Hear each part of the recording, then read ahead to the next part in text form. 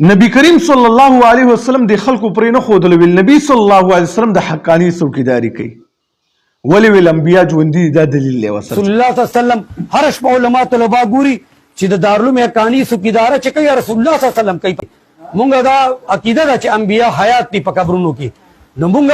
چې انبیا حیات دي نو هغه ټول د ګنبد خضرا چې تاسو ته نو کې پلار د څه شو شهید شولو اجوندې دي چرته تلې جنت ته تلې دي پلار په جنت کې ګرځي راګرځي محمد رسول الله صلی الله علیه وسلم د حقانی څوکیداري ته پرې ظالمه خپل په صوفو کې ناسیا یو ورځم څوکیداري ته ونه درېدلې ځان سره څوکیداران ګرځي او نبی صلی الله علیه وسلم العیاذ بالله څوکیداري ته درولې دي افسوس افسوس بی ضمیر انسان بی وجدان بی ایمان انسان په دغه کار باندې چې نبی صلی الله علیه وسلم پسې دروغ جوړي نبی کریم صلی الله علیه وسلم شان ډیر زیات اوچت دی د نبی صلی الله علیه وسلم ذات مې استعمالوه د دنیا د یو څو پیسو دپاره قسم دې داسې ګستاخي یهودي چرته ونه کړه نصراني ونه کړله هندو ونه کړله چې بدترین کافر دی د ځمکې په سر باندې او ته رالګې ته یې کې ظالمه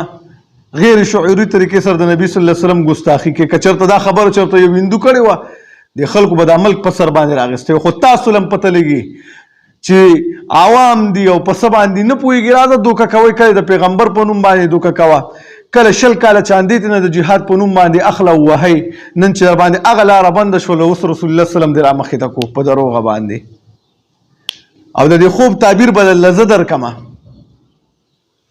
اول دا خوب رښتیا دیم نه او کوي څوکیداري کوي نبی صلی الله علیه وسلم دې خوا څوک نه راپرېږدي ځکه چې